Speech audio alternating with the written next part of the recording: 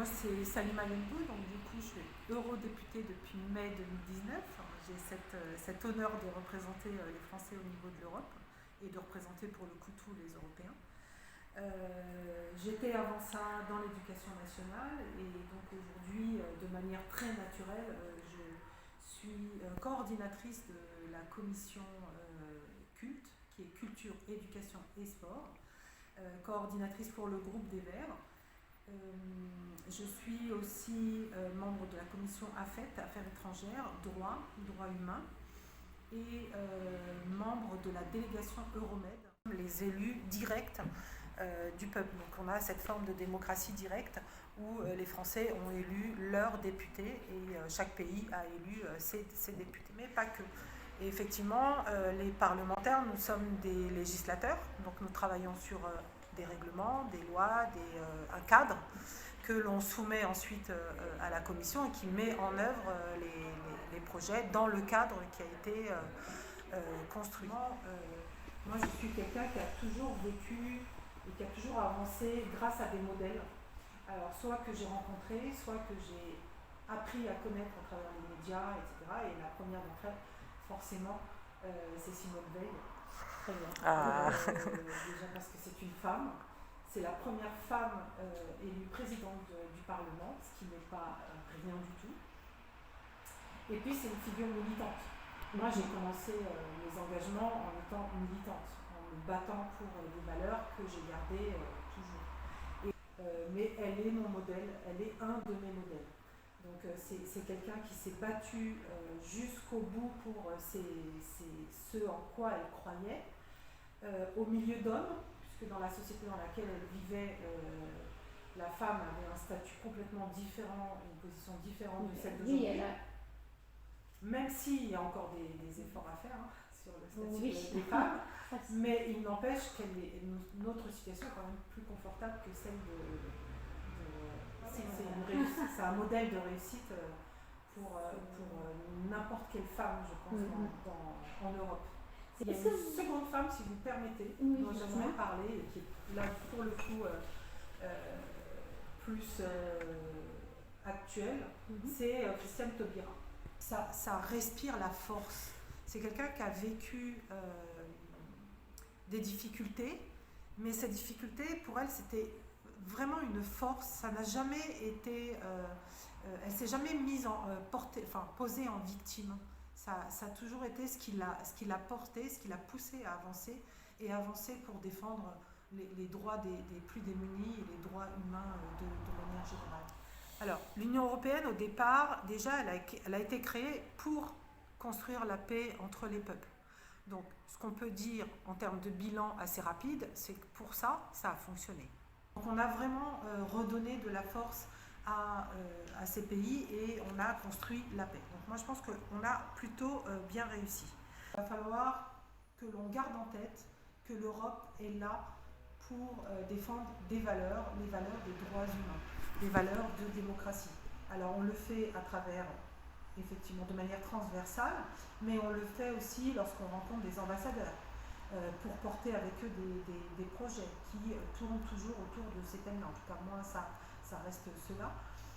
Dans le cadre de la commission culte, on est aussi sur le fait de porter... Alors, j'aime pas trop dire la démocratie, ça voudrait dire qu'il n'y a qu'une seule forme, Je pense qu'il y a, il y a plusieurs formes de démocratie. Déjà, en Europe, il y en a plusieurs. Et là, on voit bien aujourd'hui que cette démocratie, ces démocraties européennes, selon moi, elles arrivent un peu en bout de parcours. Elles s'essoufflent un petit peu. Et je trouve qu'on a une chance extraordinaire, c'est qu'on a des pays en dehors de l'Europe qui, eux, sont demandeurs de démocratie, d'autres formes de démocratie. Et je crois qu'il serait très intéressant de travailler sur ces thèmes-là avec ces pays pour re-questionner nos démocraties, faire des échanges, voilà, et peut-être trouver un autre modèle.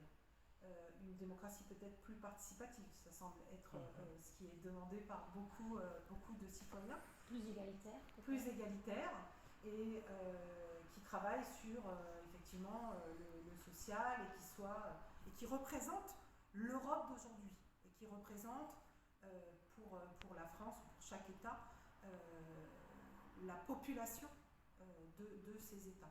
Et là, je crois qu'il y a encore du travail.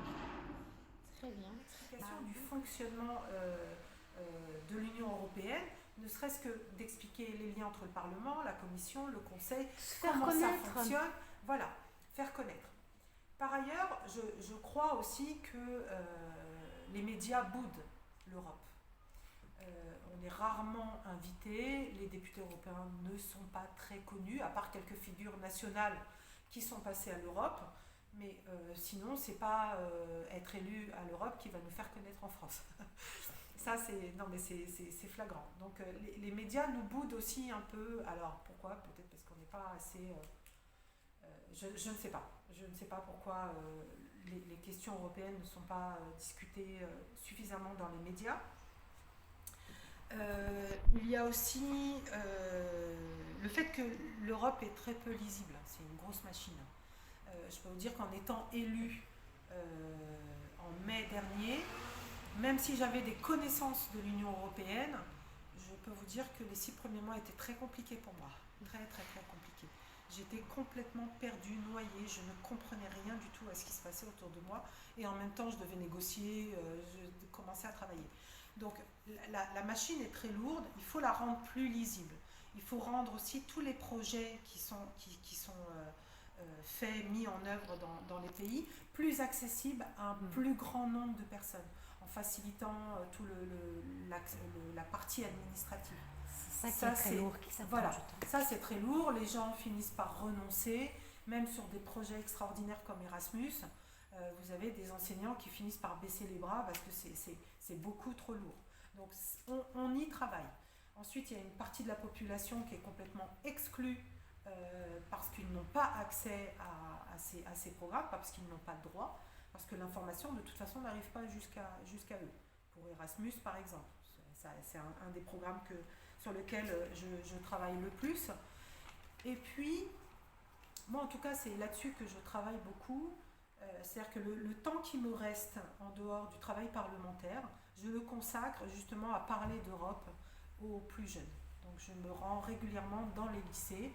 C'est vrai que c'est une population avec laquelle j'ai l'habitude de travailler, que ce soit les écoles, les collèges ou les lycées.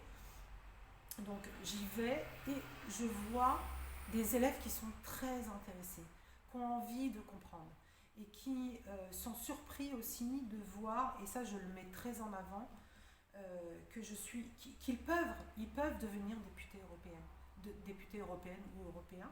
Je leur explique moi mon parcours et que c'est pas, j'ai pas été biberonnée dans la politique, pas du tout. J'y suis venue doucement par le monde associatif et puis ensuite avec cette envie de finalement prendre en charge quelque chose. Moi je crois que c'est encore plus fort, on prend en charge un peu l'avenir des gens puisqu'on décide pour eux. Et alors quand je vais dans les lycées, c'est ce que je leur dis souvent, parce qu'ils ont plein de questions. Alors ils arrivent tous les gamins là, avec leurs petits papiers, avec leurs petites questions, et je leur dis, mais vous savez, j'ai autant de questions en fait que vous. Donc moi je veux bien répondre à vos questions, mais moi aussi j'ai des questions à vous poser, parce que je vais décider des choses pour vous. Mais je ne veux pas décider en pensant que vous pensez telle chose. Non, je veux savoir ce que vous pensez sur tel sujet, pour pouvoir décider en fonction de ce que vous voulez. Parce que finalement, en lycée qui ont 18 ans, ils vont vivre les conséquences. C'est vous qui allez vivre aussi les conséquences. Donc j'ai besoin, alors ça les surprend toujours, ils sont un peu apeurés, et puis après ça reste des questions qui restent dans leur domaine. Mais véritablement, quand je vais dans un lycée, j'y vais avec... j'apporte l'Europe. J'essaie de leur apporter l'Europe et de leur dire, bah tiens, ça, est-ce que tu sais que c'est grâce à l'Europe que tu peux faire ça? Est-ce que tu sais qu'il y a un billet de 10 euros? Qu'est-ce qu'il y a comme drapeau dessus? Voilà. Donc, pour qu'ils comprennent que l'Europe, elle est partout, mais qu'ils ne le savent pas. Et donc, je les invite à être curieux, d'essayer de comprendre où est l'Europe dans leur vie, et quelque part, les amener, les futurs votants, pas à voter pour mon parti, bien évidemment, mais à s'intéresser et à choisir les personnes qui vont les représenter. Parce que moi,